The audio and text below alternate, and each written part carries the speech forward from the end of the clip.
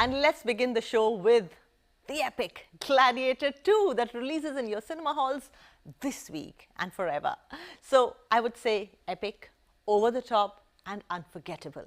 Gladiator 2 marks a new era for Roman dramas. More than 2 decades after Gladiator redefined the sword and sandal genre with its emotional depth and heroic tragedy, Ridley Scott's Gladiator 2 ventures boldly into a pulpier, more unrestrained realm of Roman spectacle.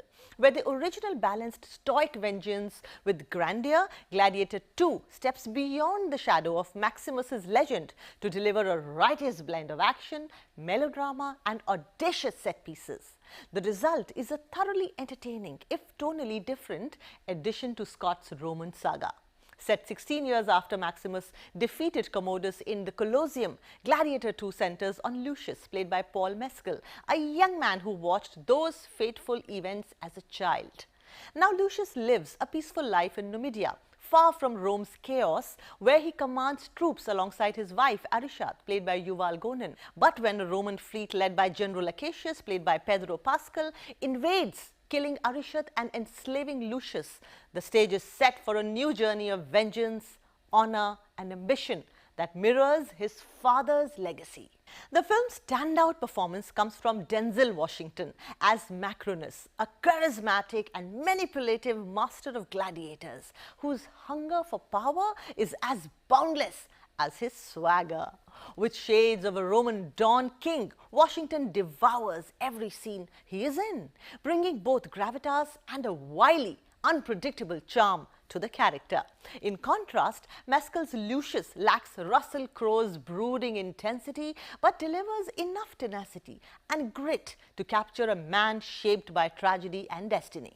Lucius's journey is less about raw survival and more about reconciling with his lineage and complex feelings towards his mother, Lucilla, played by Connie Nielsen, who was forced to separate from him for his safety. Where Gladiator leaned into the battle for freedom against corruption, Gladiator 2 revels in the outlandish, adding rhinos, baboons and even sharks into its violent mix. A dramatic reenactment of a naval battle staged in a flooded Colosseum with sharks prowling among the gladiators is one of the several set pieces that Scott stages with utmost flair. These chaotic, over-the-top moments may lack the original film's solemnity, but they make for gleefully wild, visceral sequences that showcase Scott's mastery over visual spectacle.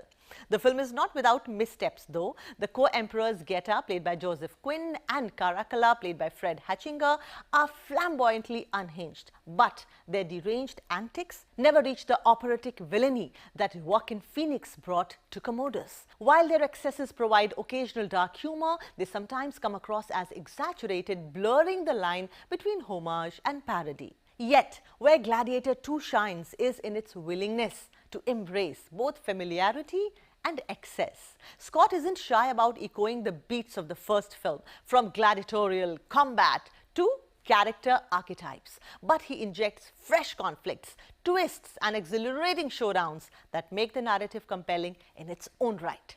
Pedro Pascal's General Acacius offers a well-drawn character arc as a battle-weary leader, questioning his allegiance to Rome's brutal expansionism, bringing complexity and nuance to the film's exploration of loyalty and sacrifice. In Gladiator 2, Scott crafts a tale as blood-soaked and opulent as ancient Rome itself, balancing high-octane action with scandalous revelations and familial betrayal. The soap opera elements blend surprisingly well with the action, serving up a layered storyline where personal vendettas converge with political ambition. For those looking for a historical epic in the spirit of the original, this might not meet expectations. But for viewers ready to embrace its adventurous and occasionally absurd flourishes, Gladiator 2 offers a unique take on Rome's enduring mythos. While it can't replicate the iconic resonance of Maximus's journey, Gladiator 2 emerges as a worthy and bold chapter in Ridley Scott's saga, trading gravitas for unriddled operatic mayhem with Washington's unforgettable performance and Scott's eye for grandiose action.